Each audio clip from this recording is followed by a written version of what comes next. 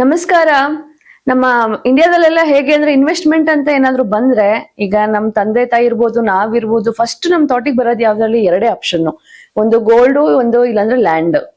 ಜಮೀನಾದ್ರೂ ಆಯ್ತು, ಇಲ್ಲ ಸೈಟ್ ಆದ್ರೂ ಆಯ್ತು. ಸೊ ಎರಡರಲ್ಲಿ ಒಂದು ಬಲ್ಕ್ ಅಮೌಂಟ್ ಸಿಕ್ತು ಅಂದ್ರೆ ನಾವು ಫಸ್ಟ್ ಇನ್ವೆಸ್ಟ್ಮೆಂಟ್ ಮಾಡಕ್ ಹೋಗೋದೇ ಅದು ಅಲ್ವಾ. ಸೊ ಇದು ನಾನು ಇದ್ರ ಬಗ್ಗೆ ತಿಳಿಸ್ಕೊಡ್ತೀನಿ, ಹೇಗೆ ಇದನ್ನ ಅಂದ್ರೆ ಯಾವ್ದು ನಿಮ್ situation based on your situation ಯಾವ್ದಕ್ಕೆ ಇನ್ವೆಸ್ಟ್ ಮಾಡಿದ್ರೆ ಬೆಸ್ಟ್, ಅದು ಈಗಿನ ಪ್ರೆಸೆಂಟ್ ಮೂಮೆಂಟ್ ಅಲ್ಲಿ ಅಂತ ನಾನು ತಿಳಿಸ್ಕೊಡ್ತೀನಿ. ವಿಡಿಯೋನ ಕೊನೆ ತನಕ ನೋಡಿ, ಡೆಫಿನೆಟ್ಲಿ ನಿಮ್ಗೆ ಹೆಲ್ಪ್ ಆಗುತ್ತೆ. ಮೊದಲನೇದಾಗಿ ಬೇಸ್ಡ್ ಆನ್ ರಿಟರ್ನ್ಸ್ ಅಥವಾ ಲಾಭದ ಪ್ರಮಾಣ ಅಂತ, ಅಂದ್ರೆ ಎಷ್ಟು ರಿಟರ್ನ್ಸ್ ಇನ್ವೆಸ್ಟ್ಮೆಂಟ್ ಮಾಡಿದ್ರೆ ಅಂತ ತಿಳಿಸ್ಕೊಡ್ತೀನಿ. ನೀವೇನಾದ್ರೂ ಸೈಟ್ ತಗೊಂಡಿದ್ರೆ, ಫಾರ್ ಎಕ್ಸಾಂಪಲ್ ಒಂದು ಈಗ ಎಲ್ಲೋ ಒಂದು ಸೈಟ್ ತಗೊಂಡಿದ್ರೆ ಅದು ಬೆಲೆ ಏರಿಕೆ ಯಾವಾಗ ಆಗುತ್ತೆ ಅಂತ ಅಂದ್ರೆ, ನೀವು ಅಕ್ಕಪಕ್ಕ ಈಗ ಹೈವೇ ರೋಡ್ ಇರ್ಬೋದು, ಇಲ್ಲ ಮೆಟ್ರೋ ಸ್ಟೇಷನ್ ಇರ್ಬೋದು, ಇಲ್ಲ ಪಾರ್ಕ್ ಗಳು ಇರ್ಬೋದು, ಏನಾದ್ರೂ ಒಂದು IT ಹಬ್ ಇರ್ಬೋದು, ನಿಯರ್ ಹತ್ರ ಇದ್ದಾಗ ನಿಮಗೆ ಸೈಟ್ ಬೆಲೆ ಆಟೋಮೆಟಿಕ್ ಆಗಿ ಒಂದು 6-7 ಇಯರ್ಸ್ ಒಳಗಡೆ ಒಂದು 3 ಪಟ್ಟು ಜಾಸ್ತಿ ಅಷ್ಟು ಸಿಗುತ್ತೆ. ಬಟ್ ನೀವು ವೇಟ್ ಮಾಡ್ಬೇಕು. ಇವತ್ತು ಲ್ಯಾಂಡ್ ತಗೊಂಡಿದ್ರ ಅಂದ್ರೆ ಮಾರನೇ ದಿನ ನಿಮ್ಗೆ ಒಂದು ಲಾಭ ಸಿಗಲ್ಲ. ಒಂದು ತಾಳ್ಮೆಯಿಂದ ಒಂದು 5-6 ವರ್ಷ ವೇಟ್ ಮಾಡಿದ್ರೆ ಡೆಫಿನೆಟ್ಲಿ ನಿಮ್ಗೆ ಒಂದು 3ರಷ್ಟು ಜಾಸ್ತಿ ಆಗೋಷ್ಟು ಲಾಭ ಸಿಗುತ್ತೆ. ಬಟ್ ನೀವು ಗೋಲ್ಡ್ಗೆ ಇನ್ವೆಸ್ಟ್ಮೆಂಟ್ ಮಾಡಿದ್ರೆ ಏನ್ ಗೊತ್ತಾ, ಅದು ಕಾನ್ಸ್ಟೆಂಟ್ ಇರುತ್ತೆ. ಅಂದ್ರೆ ಇಷ್ಟು ಮುಪ್ಪಟ್ಟು ಲಾಭ ನಿಮಗ್ ಸಿಗಲ್ಲ. ಕಾನ್ಸ್ಟೆಂಟ್ ಆಗಿ ಮಿನಿಮಮ್ ಅಂದ್ರೆ ನಮ್ಮ ಮಿಡಲ್ ಕ್ಲಾಸ್ ಜನ ಅಂದ್ರೆ ಚಿನ್ನ ಜಾಸ್ತಿ ಆಗ್ಲಿ ಕಮ್ಮಿ ಆಗ್ಲಿ ತಗೋತಾರ, ಅದೆಷ್ಟೇ ರೇಟ್ ಇದ್ರು. ಸೊ ನೀವು ಚಿನ್ನ ತಗೊಂಡಾಗ ನಮ್ಮ ದುಡ್ಡಿನ ಬೆಲೆ ಹೇಗೆ ಜಾಸ್ತಿ ಆಗುತ್ತೆ ವರ್ಷ, ಹಂಗೇನೆ ಅದನ್ನು ಒಂದು ಮಿನಿಮಮ್ ಅಂದ್ರೆ 8% ಇಂದ 11% ತನಕ ನಿಮ್ಗೆ ರಿಟರ್ನ್ ಸಿಗುತ್ತೆ. That is constant. ಲಾಸ್ ಅಂತೂ ನಿಮ್ಗೆ ಆಗಲ್ಲ. ಇನ್ವೆಸ್ಟ್ಮೆಂಟ್ ಮಾಡಿದ್ರೆ ಒಳ್ಳೇದು, ಬಟ್ ಲ್ಯಾಂಡ್ಗೆ ಇನ್ವೆಸ್ಟ್ಮೆಂಟ್ ಮಾಡಿದ್ರೆ ಇನ್ನೂ ಒಳ್ಳೇದು. ಇನ್ನ ಲಿಕ್ವಿಡಿಟಿ, ಕ್ಯಾಶ್ ಅಥವಾ ತಕ್ಷಣ ಹಣಕ್ಕಾಗಿ ಬದಲಾವಣೆಗೆ ಅಂದ್ರೆ, ಫಾರ್ ಎಕ್ಸಾಂಪಲ್ ನಿಮ್ಗೆ ಏನೋ ಸಮಸ್ಯೆ ಇರುತ್ತೆ, ಇವಾಗ ಏನೋ ಹೆಲ್ತ್ ಇಶ್ಯೂ ಆಗಿರ್ಬೋದು, ಇಲ್ಲ ಏನೋ ಒಂದು ಸಮಸ್ಯೆ ಇರ್ಬೋದು, ನಿಮ್ಗೆ ಸಡನ್ ಆಗಿ ಏನಾದ್ರು ಅಮೌಂಟ್ ಬೇಕು ಅಂತ ಅಂದ್ರೆ ಯಾವ್ದು ಬೆಸ್ಟ್ ಅಂತ. ಸೊ ನೀವು ಗೋಲ್ಡ್ ವಿಷಯಕ್ಕೆ ಬಂದ್ರೆ ಡೆಫಿನೆಟ್ಲಿ ಅದು ನಿಮ್ಮ ಹತ್ರ ಗೋಲ್ಡ್ ಇದ್ರೆ ನೀವು ಅಡನಾದ್ರೂ ಅಂದ್ರೆ ಇಡ್ಬೋದು, ಇಲ್ಲ ಅಂತ ಅಂದ್ರೆ ನೀವು ಅದನ್ನ ಮಾರಾದ್ರೂ ಸರಿ, ನಿಮ್ಗೆ ಆ ಮೂಮೆಂಟ್ಗೆ ಹಣ ಸಿಗುತ್ತೆ ನಿಮ್ಗೆ. ಸೊ ಗೋಲ್ಡ್ ಆತರ ಆಗುತ್ತೆ. ಬಟ್ ಲ್ಯಾಂಡಿಗೆ ಬರೋದಾದ್ರೆ ನೀವು ಡೆಫಿನೆಟ್ಲಿ ಸ್ವಲ್ಪ ಕಷ್ಟ ಆಗುತ್ತೆ.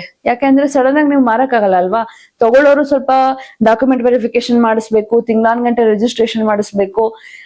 So it will take time. But ನಿಮ್ಗೆ ಇನ್ಸ್ಟೆಂಟ್ ಆಗಿ ಹಣ ನಿಮಗೆ ಬೇಕು ಅಂತಂದ್ರೆ ಡೆಫಿನೆಟ್ಲಿ ನೀವು ಗೋಲ್ಡ್ ನ ಚೂಸ್ ಮಾಡ್ಬೋದು ಇದ್ ಮಾಡಕ್ಕೆ. ಮೂರನೇದಾಗಿ ಹೂಡಿಕೆಯ ಮೊತ್ತ ಅಂದ್ರೆ ಇನ್ವೆಸ್ಟ್ಮೆಂಟ್ ಸೈಜ್ ಅಂಡ್ ಕ್ಯಾಪಿಟಲ್. ಇದ್ರ ಬಗ್ಗೆ ಹೇಳೋದಾದ್ರೆ, ನೀವು ಗೋಲ್ಡ್ ಗೆ ಸ್ಮಾಲ್ ಅಮೌಂಟ್ ಇಂದ ಇನ್ವೆಸ್ಟ್ಮೆಂಟ್ ಮಾಡಬಹುದು. ಅಂದ್ರೆ ಈಗ 1000 rupees ಇಂದ ಹಿಡಿದು 5000 rupees ತನಕನೂ ನೀವು ಡಿಜಿಟಲ್ ಗೋಲ್ಡ್ ಗೆ ಇನ್ವೆಸ್ಟ್ ಮಾಡಬಹುದು.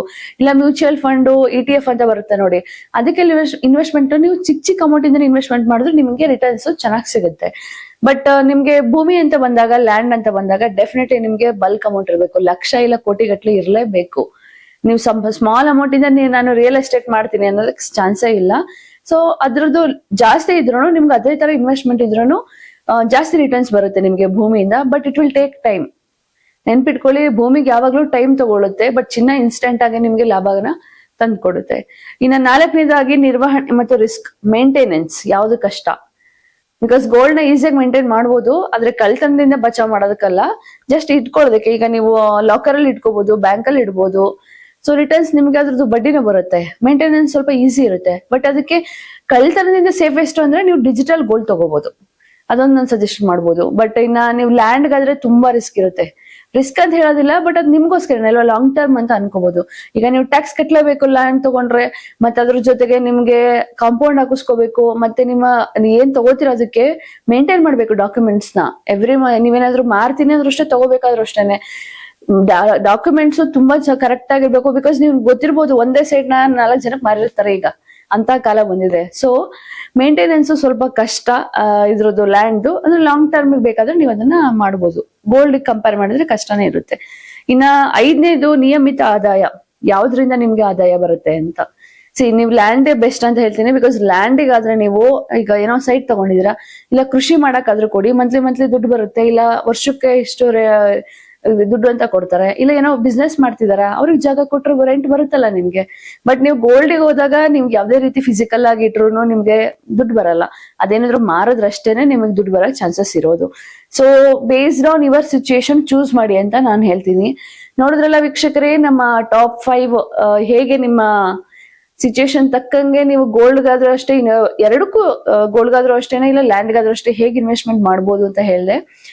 ನಾನು ಹೇಳೋದಾದ್ರೆ, ನಿಮ್ಗೆ ಎರಡೂ ಬೇಕು. ಲಾಂಗ್ ಟರ್ಮಿಗೆ ನಿಮ್ಗೆ ಜಾಸ್ತಿ ಸ್ವಲ್ಪ ಬಲ್ಕ್ ಆಗಿ ಅಮೌಂಟ್ ಲಾಭ ಬೇಕು ಅಂದ್ರೆ ನೀವು ಲ್ಯಾಂಡ್ ತಗೊಳ್ಳಿ. ಇಲ್ಲ ನಂಗೆ ಎಮರ್ಜೆನ್ಸಿ ಏನೋ ಹೆಚ್ಚು ಕಮ್ಮಿ ಆಯ್ತು ಎಮರ್ಜೆನ್ಸಿಗೆ ಬೇಕು ಅಂದ್ರೆ ಚಿನ್ನಕ್ಕೆ ಇನ್ವೆಸ್ಟ್ ಮಾಡಿ.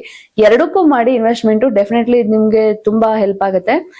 ಬಿಕಾಸ್ ಯಾವ್ದಿದ್ರು ಅಸೆಟ್ಟೇ ಅಲ್ವಾ, ಚಿನ್ನ ಆಗ್ಲಿ ಲ್ಯಾಂಡ್ ಆಗ್ಲಿ ಎರಡೂ ಅಸೆಟ್ ಮಾಡ್ಲೇಬೇಕು. ಸೊ ಈ ಇನ್ಫಾರ್ಮೇಶನ್ ನಿಮ್ಗೆ ಯೂಸ್ಫುಲ್ ಅಂತ ಅನ್ಕೋತೀನಿ. ಇದೇ ತರ ಸುದ್ದಿಗಳಿಗಾಗಿ ನೋಡ್ತಾ ಇರಿ ಕರ್ನಾಟಕ ಟಿವಿ. ಇದು ಕನ್ನಡಿಗರ ಧ್ವನಿ. ನಾನು ಮೈತ್ರಿ ರಾಮಚಂದ್ರ.